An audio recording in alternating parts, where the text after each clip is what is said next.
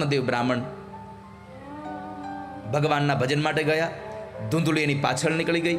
અંધારા કોમાં પડીને મૃત્યુ પામી. ગોકર્ણ મહારાજ પણ પોતે યાત્રામાં નીકળી ગયા. સ્વતંત્રતા સ્વચ્છંદતામાં બદલાઈ ગઈ ધુંધુકારીની. અને 5 ગણિકાઓ સાથે સંગ થયો અને 5 ગણિકાઓએ ધન લાવવા કહ્યું તો એક રાજાનો ખજાનો તોડી અને ધન ચોરી અને સ્ત્રીઓના હાથમાં આપ્યું. પણ સ્ત્રીઓને ખબર પડી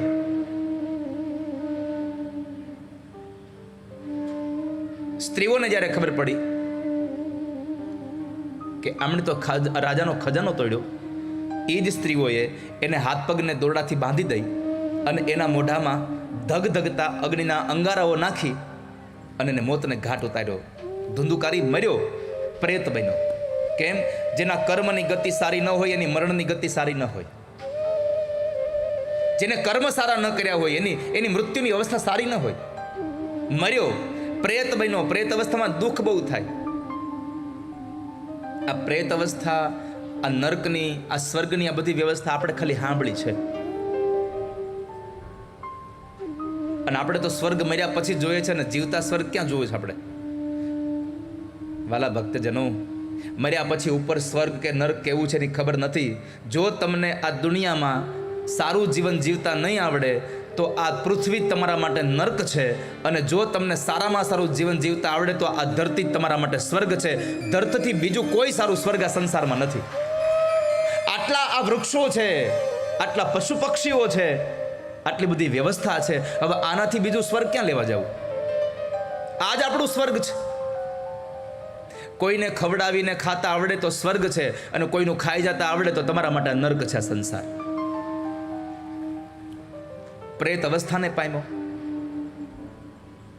ગોકર્ણ મહારાજે ગયાજીમાં શ્રાદ્ધ કર્યું. બધા પિતૃઓને મુક્તિ મળી, પણ પ્રેત ધંધુકારીને મુક્તિ ન મળી.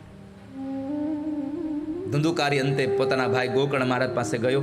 ગોકર્ણ મહારાજને પ્રશ્ન કરીને કીધું કે મોટા ભાઈ મને મુક્તિ અપાવો. ગોકર્ણે કહ્યું કે મેં તો ગયાજીમાં શ્રાદ્ધ કર્યું. ધુંધુકારી પોતે બોલ્યો છે, ગયા શ્રાદ્ધ શતે નાપી મુક્તિર્મે ન ભવિષ્યતિ. ભાઈ, ગયાજીમાં તમે એકવાર નહીં 100 વખત શ્રાદ્ધ કરો ને તોય મને મોક્ષ મળે એમ નથી, કારણ કે મેં કામ જ એવા કર્યા છે. રામચરિત માનસ એમ કહે, કર્મ પ્રધાન વિશ્વ કરી રાખા. આ સંસારમાં કર્મ પ્રધાન છે. જેવું કર્મ કરશો એવી ગતિ થશે તમારી. તો તમને મુક્તિ કેમ મળે એ મને ખબર નથી, પણ મારી પ્રાર્થના છે, મને બહુ યાતના થાય છે, તમે મને મુક્તિ અપાવો. એકવાર એક યુવાને ભગવાનને પ્રસન્ન કર્યા. પરમાત્મા પ્રસન્ન થયા એટલે ભગવાને કીધું, માગ યુવાન, શું તારે જોઈએ છે? પેલો યુવાન કહે છે, પ્રભુ બીજું મારે કાંઈ જોતું નથી, પણ મેં સાંભળ્યું છે કે સ્વર્ગ અને નર્ક છે.